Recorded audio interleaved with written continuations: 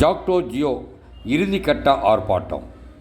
திண்டுக்கல்லில் ஜாக்டோ ஜியோ மாவட்டம் சார்பில் 2021ஆம் ஆண்டு தேர்தல் கால வாக்குறுதிப்படி பழைய ஓய்வு திட்டத்தை உடன் அறிவிக்க வேண்டும் என்பது உள்ளிட்ட 10 அம்ச கோரிக்கைகளை நிறைவேற்றிட வலியுறுத்தி அனைத்து பள்ளி, கல்லூரிகள், அரசு அலுவலகங்களில் உள்ள அரசு ஊழியர்கள், ஆசிரியர்கள் கலந்து கொண்ட இறுதிக்கட்ட கண்டன ஆர்ப்பாட்டம் திண்டுக்கல் யூனியன் ஆபீஸ் அலுவலக சாலையில் நடைபெற்றது.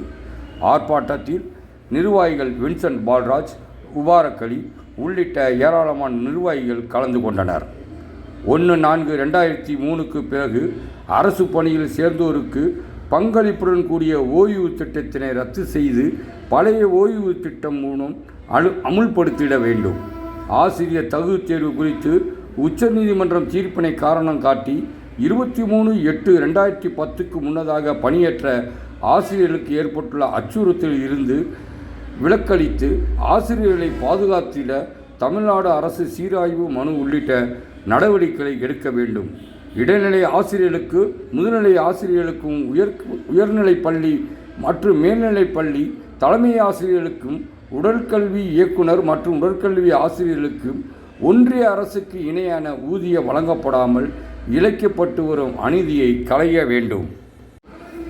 அரசின் பல்வேறு துறைகளில் 30% மேலாக காலி பணியிடங்கள் உள்ளன.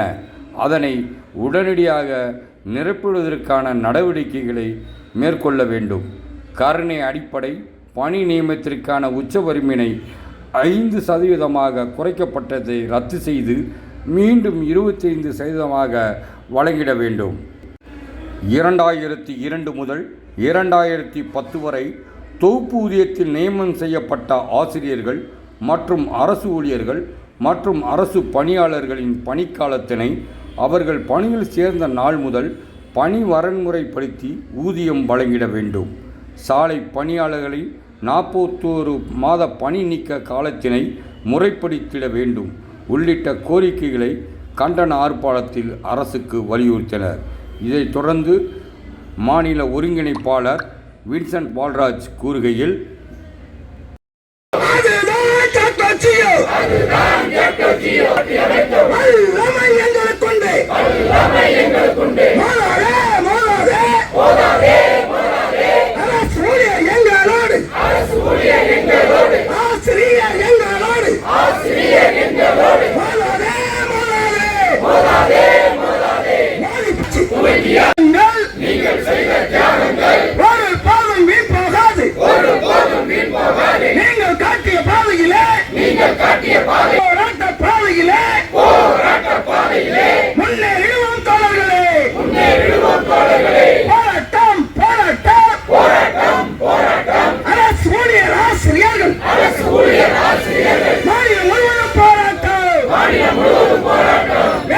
கொண்டிருக்கிறது.